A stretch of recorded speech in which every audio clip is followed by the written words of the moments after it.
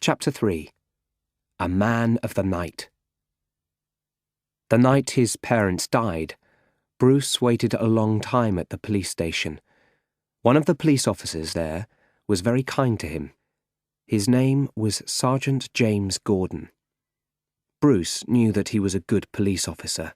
He wanted to talk to Gordon now. But he didn't go as Bruce. He put on his black bodysuit and a mask. When Batman appeared in Gordon's office, the sergeant was surprised and frightened. "Who are you?" he asked. "What do you want?" "Don't be frightened, Sergeant Gordon," said Batman. "I need your help. I know Carmine Falcone is the biggest criminal in Gotham. Why is everyone frightened of him? Why does no one stop him?" "Because," said Gordon, "he pays all the important people in Gotham."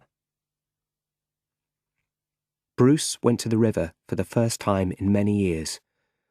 There were lots of people there. They didn't have homes. They slept in the streets every night. Some people were standing around a fire. Bruce stood with them and warmed his hands. He looked across the street and pointed to a door. "Is that Carmine Falcone's club?" he asked. "Yeah," someone said. The next day at work, Lucius Fox said, "Come with me, Mr. Wayne. I want to show you something." Bruce followed him into a big room.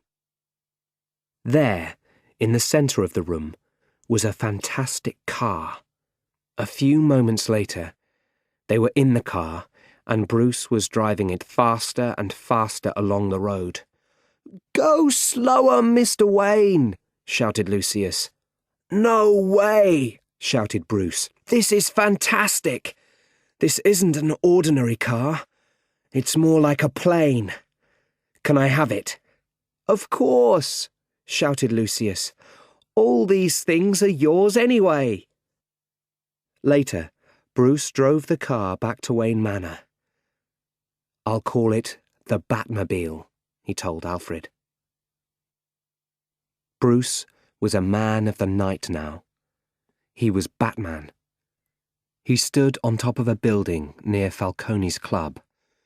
He watched the street by the river. He saw a police officer talking to a group of ship workers. The officer took out a small white bag and gave it to the workers. Drugs. So some of the Gotham police were bad too. Falcone was paying everyone. Falcone sat in his office with Dr. Crane, the boss of Arkham Asylum for the mentally ill. "Our boss is arriving very soon," said Crane. "When I tell him about the money, his money, he won't be happy." "Don't tell him," said Falcone. "I won't take any more. This is the last time." He gave Crane a small bag. "Do you want to test the drugs now?" he asked. Suddenly, there was a loud bang and the sound of guns. Crane quickly escaped through the door. Batman flew into the room. "What are you?" asked Falcone. "I'm Batman. Everything changes tonight." Batman crossed the city to Rachel's house.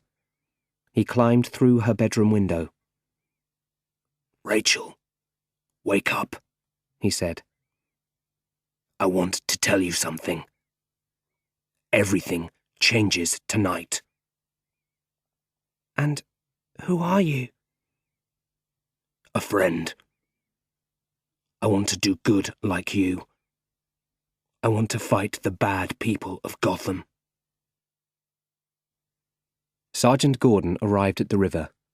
A lot of newspaper people were there. They were taking photos. Next to a ship, there was a large box full of small bags of drugs. Falcone's men were lying behind the box.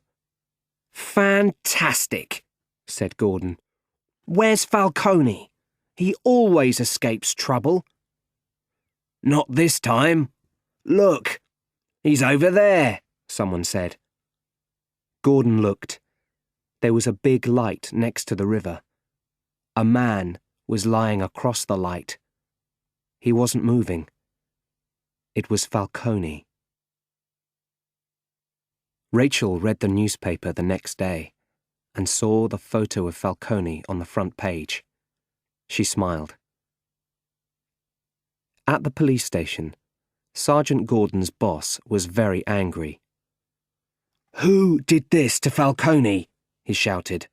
"Find him fast. The police look stupid because of him." "I think he's trying to help us, sir," Gordon said. "We don't need his help," shouted his boss. "Well, I think we probably do," thought Gordon, but he didn't say anything. Dr. Crane was visiting Falcone at the police station.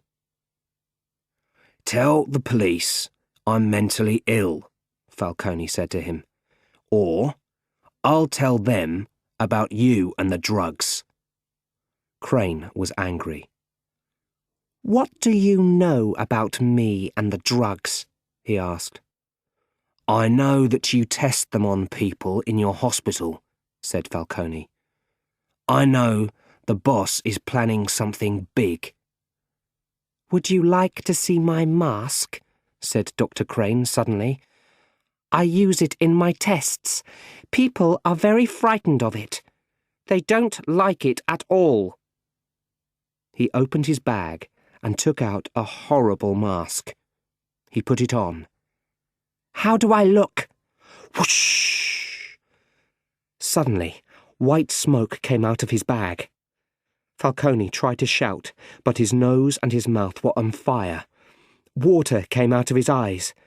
He saw horrible things in front of his eyes.